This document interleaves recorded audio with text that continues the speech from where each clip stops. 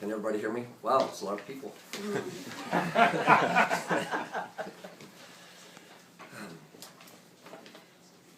Navy life on a ship on deployment is long and arduous. The job at hand is routine and mostly unappreciated, certainly by anyone who matters. Long, long hours practicing drills, performing maintenance, cleaning the ship. Passageways and decks just get dirty over and over again. Cleanliness is relative if you think about it. The ship's crew is always training so that if something happens, we will know what to do. But mostly that if rarely happens, and months and years go by with only training for the sake of training. Today, however, was not one of those days. Well past midnight, on the mid-watch, as it's affectionately known, the officer of the deck receives an incoming radio transmission from a helicopter out on patrol. The helicopter was originally designed and staffed to hunt and destroy enemy submarines, but in this war, she is used for surveillance. She reports that an Iraqi warship is identified to be very close by, sitting quietly off the coast of Saudi Arabia. All ships in the Gulf are radar silent to avoid detection from traditional means. No word on whether this enemy ship knows about us or what her intentions might be. After taking meticulous note of her coordinates, I plot the position of her on the chart. We are mutually within shooting range, even with her with antiquated Iraqi missiles. Immediately, I have the commanding officer awaken from his stateroom and request his presence on the bridge, as is protocol for the situation. The captain's stateroom is sort of like the White House. It's where the chief executive resides and where the regular people don't go. One big exception is this is significantly less luxurious, as with most things on a Navy destroyer. The room is located just a couple steps from the bridge for exactly this type of situation. My most important priorities are first take a deep breath and then begin reviewing the standard operating procedures, carefully organizing the facts, circumstances, and my potential recommendations about the current situation. Barely a minute or two passes and the silver-haired, grumpy leader emerges to assess the situation and presumably take charge. Somewhat as expected, he is in full uniform, despite the likelihood that he was in pajamas just a few moments earlier.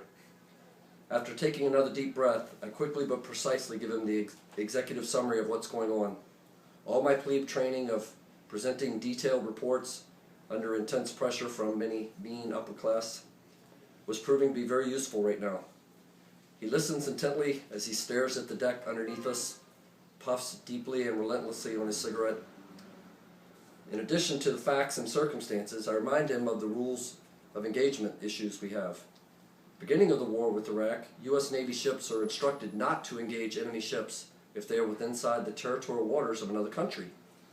I do not say this, but in my mind I liken it to a theoretical scenario where Canada might be sparring with France, and potentially two enemies, they might have ships engaging each other by the Statue of Liberty. Not cool. In any case, the Department of Defense never asked my opinion when they issued these rules at the beginning of the war, but they did modify them several weeks later and promulgated them that engaging any Iraqi ship at any time was justified. However, that decree was very, very recent, maybe too soon to be implemented. When I finish my one-on-one briefing, I notice all is quiet on the bridge. 10 professionals are with me on the bridge, and it seems all of them have paused their traditional duties as they eavesdrop on our conversation and wait intensely for the captain to make some kind of decision. We all know what is at stake and what the possible outcomes could be. I study the captain's changing facial expressions.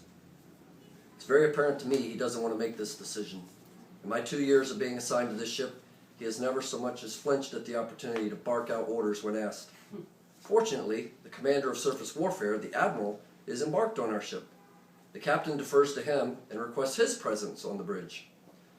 A very smart and strategic move in my opinion, although I'm not sure if this is a CYA move or just following protocol.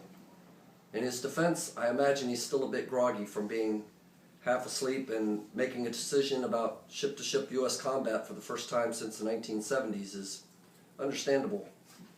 I myself, I'm buzzing with excitement, totally fired up. I feel like I'm the basketball player who just got fouled with 1 second left in the tie game and the championship is on the line. The Commodore arrives not long after, wearing a windbreaker, khaki trousers, flip-flops. He walks up to me directly, which is a huge surprise.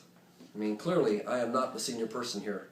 I mean, the ship's captain is 20 feet away on the other side of the bridge, and he's been in the Navy as long as I've been alive. Commodore stops next to me, puts his arm around me like a father might do to his son. He says, "So, Tom, what's going on?" Talk about understatements. His tone of voice was if, a buddy showed up to a party and wanted an update on who the best girls were to chat up. I'm very flattered that he asked me, and totally stoked that he is so chillaxed about it all. After giving him the same detailed report, he casually but directly says, "Let's call the Saudi ship over there and ask them what they want to do." This is a very innovative idea. So I step forward about 10 feet or so to get to the handset. Every single person is staring almost assuredly with jaws open. I quickly grab my notes, gather the specifics, take a breath, speak clearly and loudly into the handset of the shared radio line. "Istanbuk, this is USS Sprucan, over." Silence. "Istanbuk, this is USS Sprucan, over." After a moment or two, they reply, "Hello?" in a heavy Arabic accent. I continue as if I'm on autopilot. "Istanbuk, this is USS Sprucan. We have identified an enemy Iraqi vessel bearing 330 relative degrees off your starboard bow. The exact coordinates are 28 degrees, 18.475 minutes north latitude, 48 degrees, 36.121 minutes east longitude. Would you like to engage? Over." Short moment of silence, and a couple heartbeats later, their response is brief and accented. "We engage now." Immediately, we see a fireball on the deck of the Istanbuk and hear the sound of an Exocet missile launch. Everyone is now in heart attack mode. I can literally feel all the air in the room get suddenly sucked out as everyone gasped, hands over mouth. I previously had been cool and mostly calm under pressure, but now even I gasp. I mean, I didn't ask him to engage, certainly not immediately. Don't they have a chain of command or something? Don't they have a commanding officer that needs to be woke up and ask his permission? I mean, I only said, would they?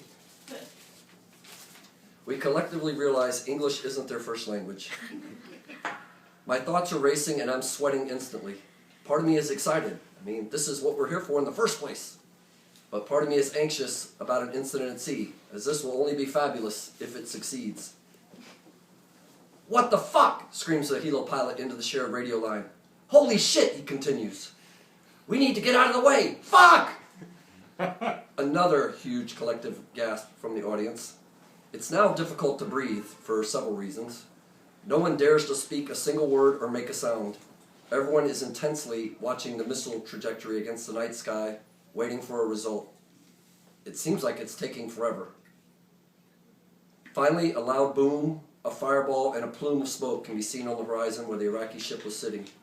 Immediately, everyone jumps for joy, cheering, clapping, high-fiving, success.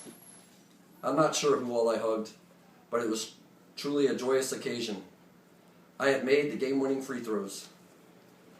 Eventually, the captain and the Commodore depart the bridge, but not before the captain shouts out to everyone, "Back to work!"